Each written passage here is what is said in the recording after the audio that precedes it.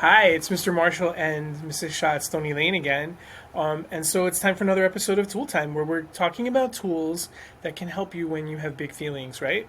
And they're tools, they're not toys. Even though they're fun, we don't use them just for fun, we use them to help us do our work. Okay? So sometimes what happens is you get these big feelings and it's really hard to get rid of them. So you can practice something called, what's the big word with an M? Mindfulness. Mindfulness. You can be the boss of your feelings and tell your feelings to kind of go away for a little while.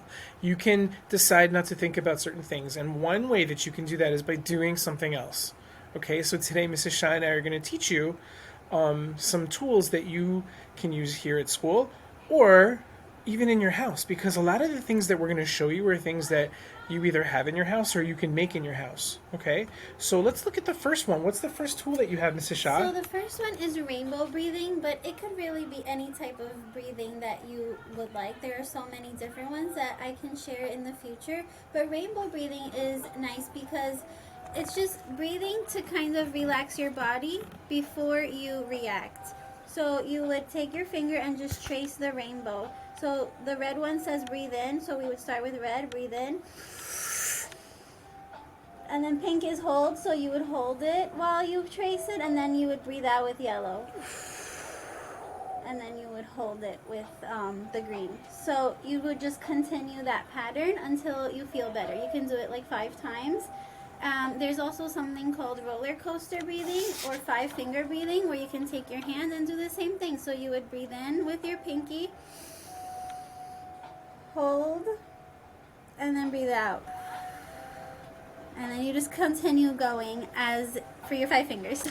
See, that's great because all you need to do is breathe. You don't need like special things. You don't need special tools that you're going to get from a store or from a teacher. Right? These are things that you can just do on your own. Okay, so what's another tool that can help with mindfulness? So another tool that can help with breathing is blowing bubbles, because bubbles are fun, and it also helps you take that deep breath before you blow. So what you would do is just take a jar of bubbles and you would breathe in and then breathe out.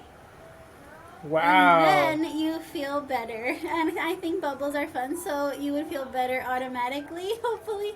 But you just continue going until you would like to stop.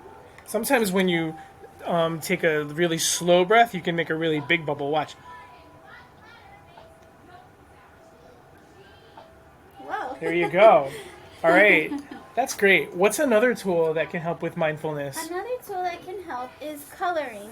So I like to use seasonal coloring sheets for my students, but you can use any type of coloring that you have. And coloring helps you with mindfulness because you're really thinking about staying in the lines while you color, and you're also thinking about the colors that you're using. So your worries kind of float away while you color because you're focused more on this, and that could be a really fun activity to do to help yourself with mindfulness and with your however you're feeling. And if you don't have a coloring sheet or a coloring book that's already made, you can just draw something, and you don't have to worry about making it like beautiful artwork. You can just draw triangles and circles and squares and just start coloring those the best that you can, right? You don't need to have anything. You can just do that on your own.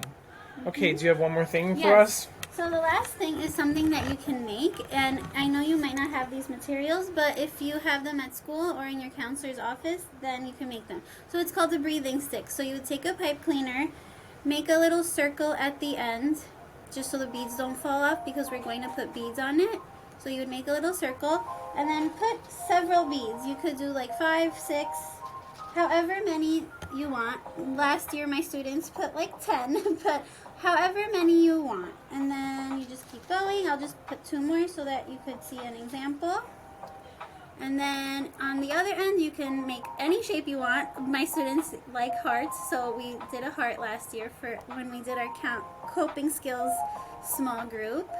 And then you just twist it so the beads don't fall off. And this is called a breathing stick. So each bead counts as a breath. So you would breathe in as you move the bead to the other side, and then breathe out. So, and then you do that for every single bead, and it just helps you know how many breaths you should take in order to calm your body down. If you don't have beads or pipe cleaners at your house, you can use other things too. So you could use a thicker piece of string if you have that, and maybe some macaroni. Like ask your parents if they have any macaroni, and you can string that onto your string just the same. Right. It's just a visual, so Yeah. you can see how many breaths you are taking. Okay, so remember that if your feelings feel like they're really big, you can be the boss of your feelings by practicing mindfulness. Okay, you can use any of the strategies that you learned here today with Mrs. Shah, and these are things that you might be able to do in your house, even when you're not in school. Okay, thanks, and we'll see you next time. Bye.